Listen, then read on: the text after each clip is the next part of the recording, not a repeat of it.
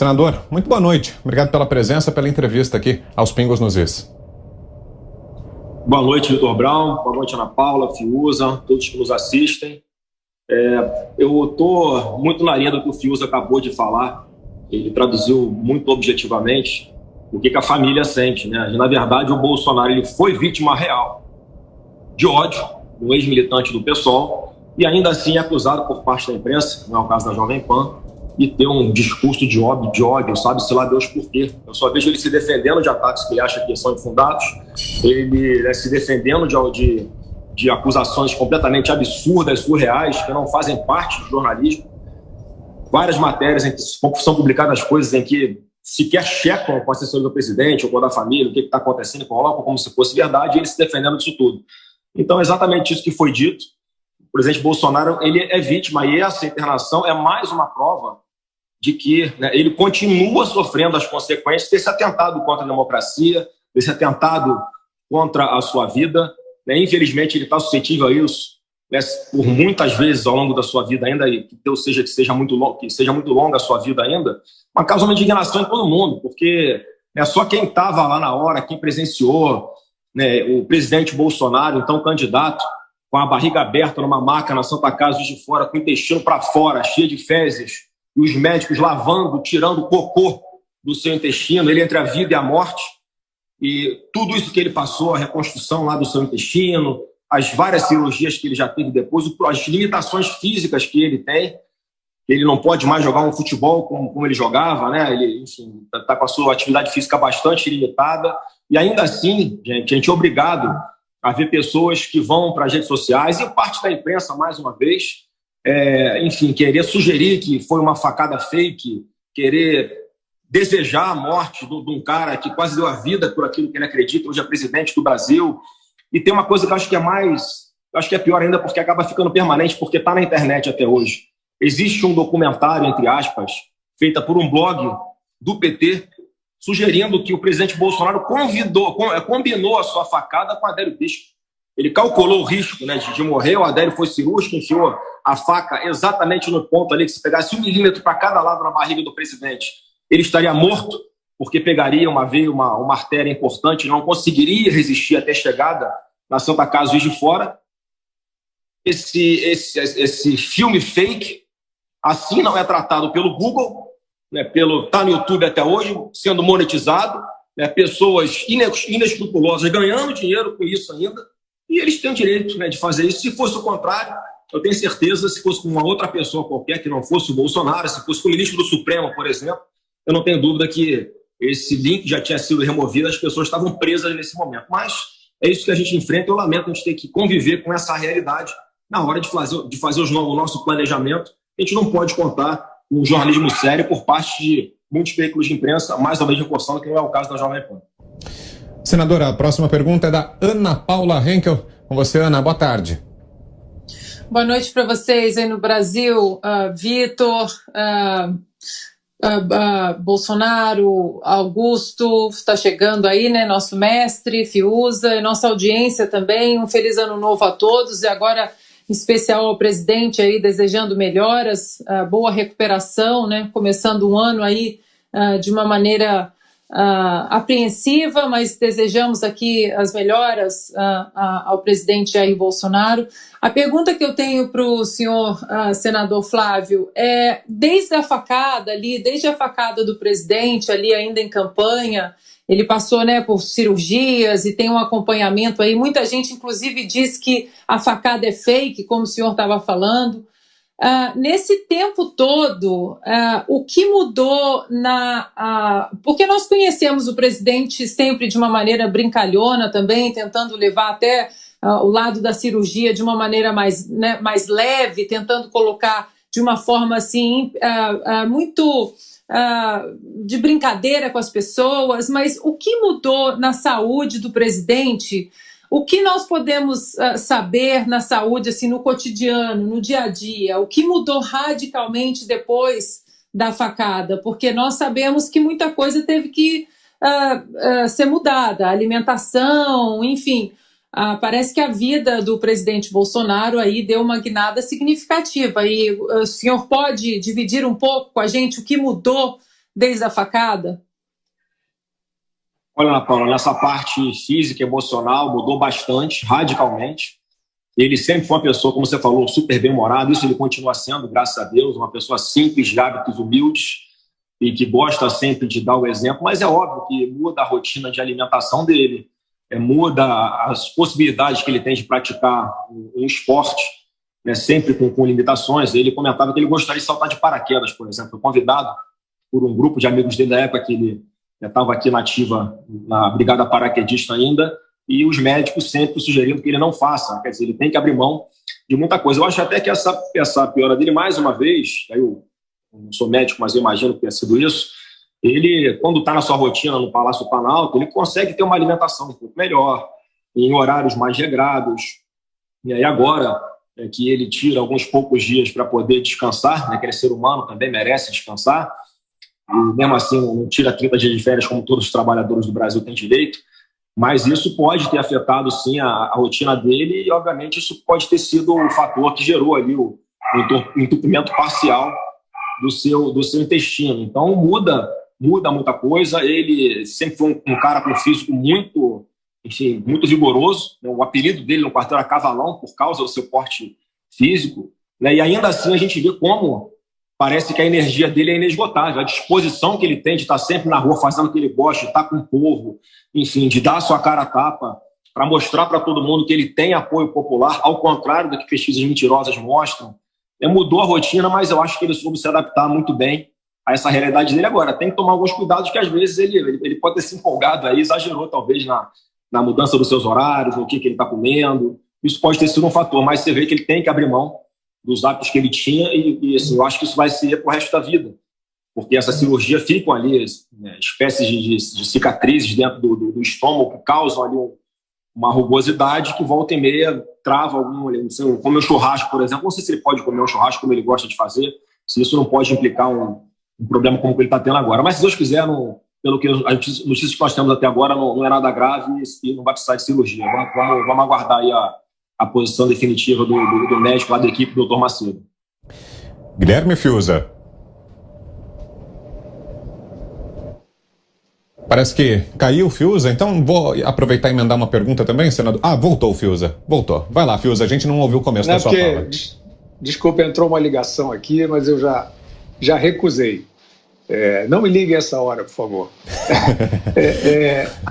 Bem, senador, pelo seu último comentário, o senhor está dizendo que tem, então, claro, o senhor não vai fazer nenhuma projeção firme agora, mas o senhor tem indícios de que é mais provável que não seja cirúrgico, né, como na última vez, e queria que o senhor comentasse isso e também as circunstâncias dessa crise agora, porque da outra vez ele vinha apresentando ali uns soluços, publicamente era possível ver um desconforto, veio um aviso ali gradual. Dessa vez foi um quadro repentino.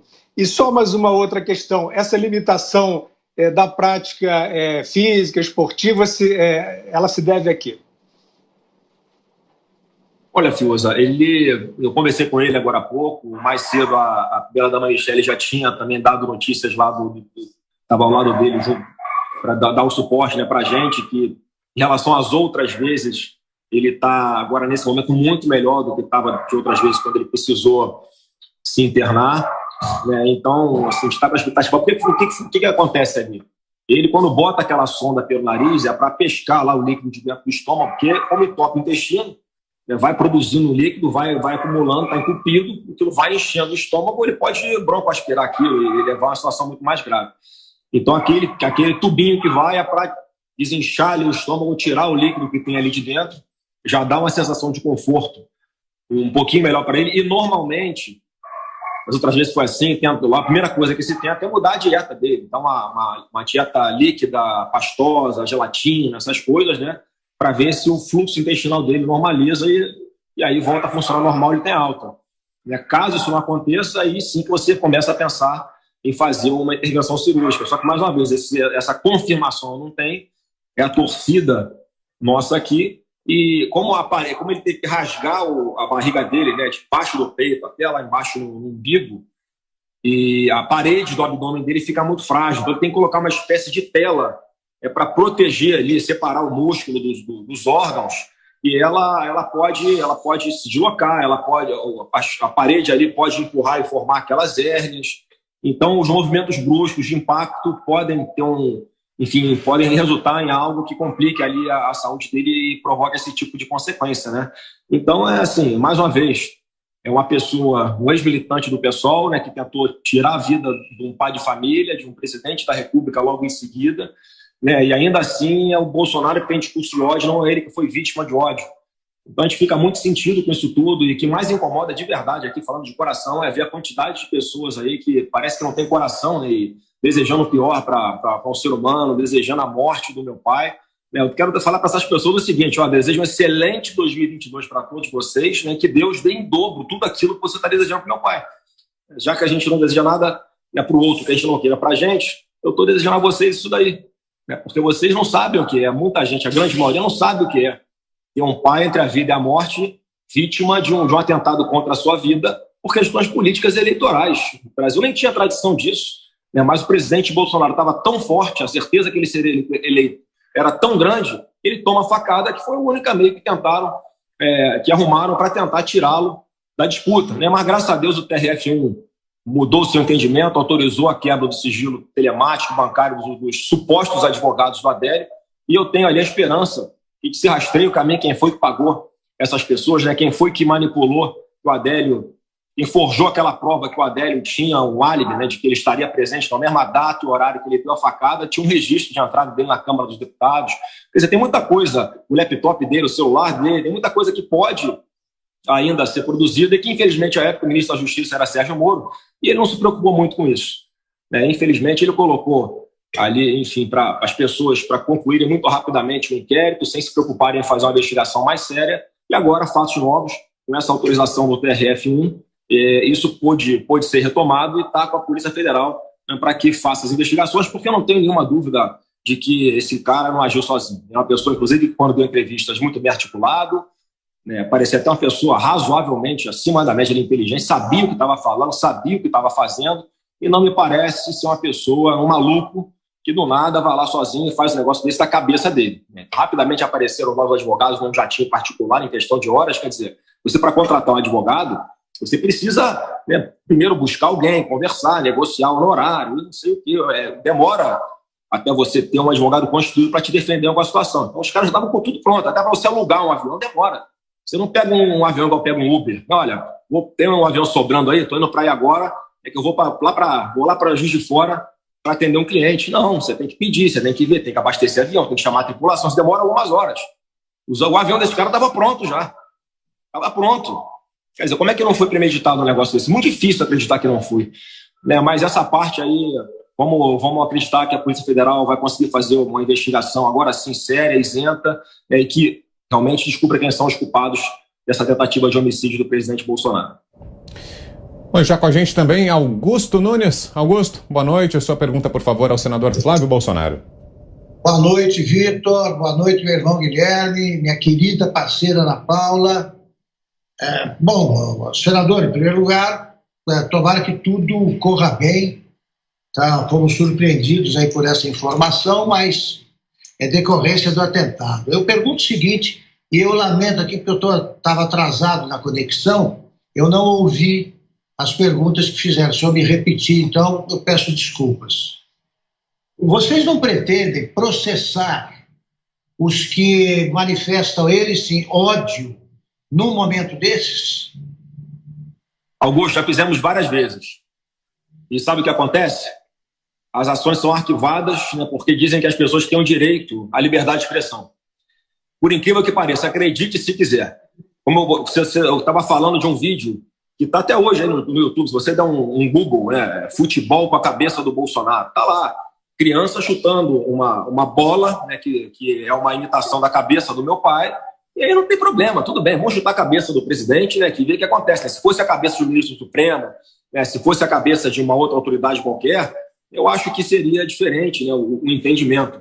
Mas já fizemos várias vezes, e assim, e não tem uma lógica, assim, dependendo da mão do juiz que cai, ele entende se pode, se não pode, às vezes um registro na delegacia O delegado que está presidindo o inquérito entende que não tem os elementos e arquiva o inquérito antes de virar até um processo.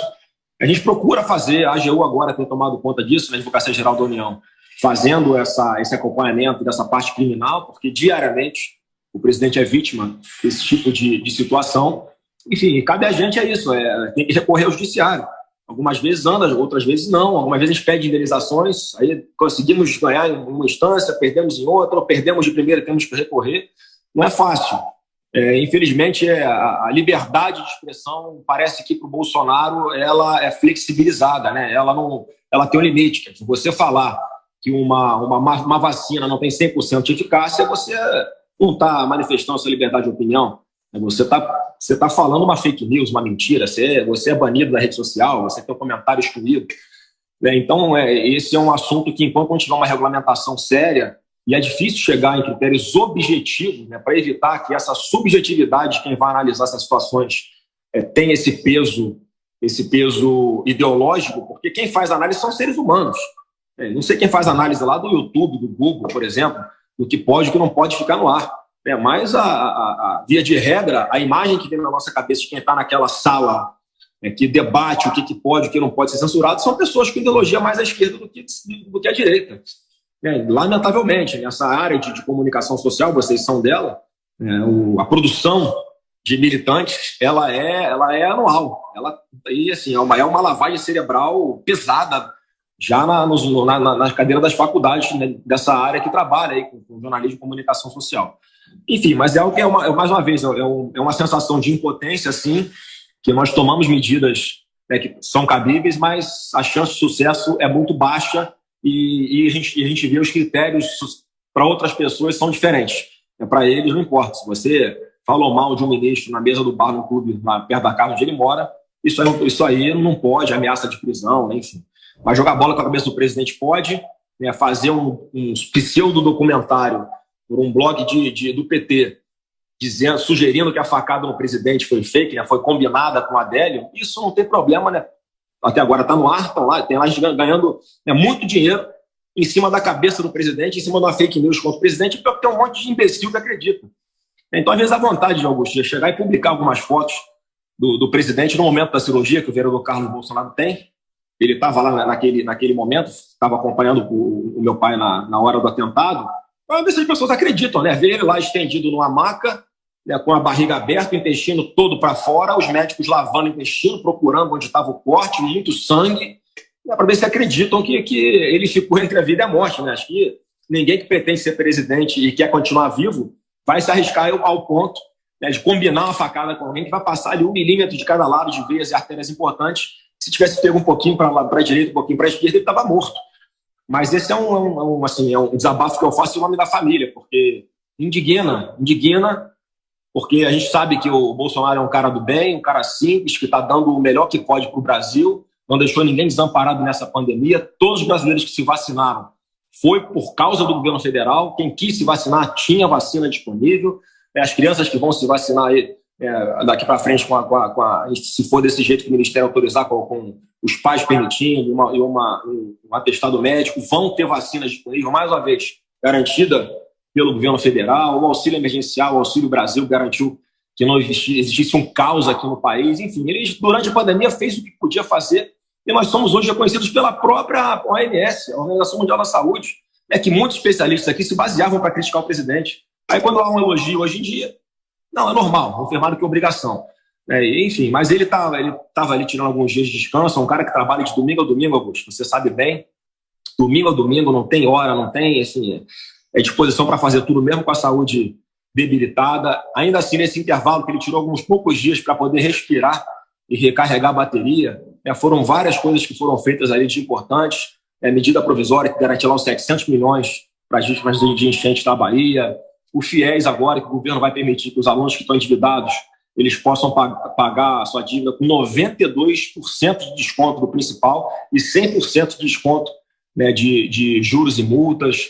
Quer dizer, uma série de coisas que foram feitas aqui, MP de liberdade econômica, o benefício de emergencial para que pudessem ser repactuados os contratos entre empresas e empregados, que salvou 11,7 milhões de empregos.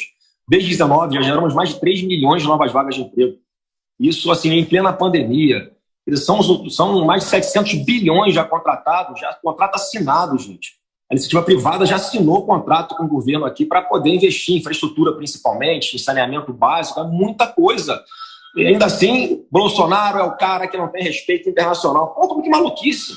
Os caras estão vindo lá de fora para botar os dólares dele aqui. É por quê? Porque acreditam que aqui tem uma democracia sólida, acreditam que aqui tem transparência, que aqui tem segurança jurídica. Então, isso tudo que a gente faz, como foi dito pelo Fiuza no começo também, o jornalismo parece que acabou. Porque não fazem mais notícias dos fatos. Eles publicam versões do que eles querem e acabou. E aí você vai para a justiça para tentar, mexendo no raciocínio, vai para a justiça para tentar, enfim, restabelecer a verdade, você não consegue. É liberdade, a imprensa tem ali a sua autonomia, liberdade de expressão. É contra o Bolsonaro? Não. Então, assim, é difícil. Mas a gente está, apesar disso tudo, fazendo o que está ao nosso alcance para não deixar ninguém desamparado no Brasil. Eu tenho a certeza de que o ano de 2022 vai ser muito melhor do que esse ano que passou, com muitas notícias boas, muitos empregos gerados, redução da inflação, baixa no preço dos alimentos, dos combustíveis. Então, nós trabalhamos dia sim, dia também, para garantir que esse cenário no Brasil seja uma realidade. Se está desse jeito, nós passamos 3 anos, eu gosto de dar esse exemplo aqui, para concluir essa minha fala, vamos lá, 3 anos de governo, praticamente 2 em pandemia. O presidente Bolsonaro só jogou futebol na lama até agora. Então, acho que é importante ele ter a oportunidade de jogar no tapetinho do Maracanã, aquele gramadinho lisinho, né? Que é onde a bola rola redonda. Então, se com um campo ruim ele está jogando bem desse jeito, imagina com um campo bom, como é que o Brasil não vai voar. Muito bem, então o senador Flávio Bolsonaro ao vivo conosco aqui em Os Pingos nos Is. Muito obrigado, senador, pela entrevista, pela participação aqui nesta segunda-feira. Uma boa noite, até uma próxima. Eu que agradeço, obrigado pelas mensagens e pelas orações. Se Deus quiser, o presidente Bolsonaro em breve está em casa. Um abraço para todo mundo.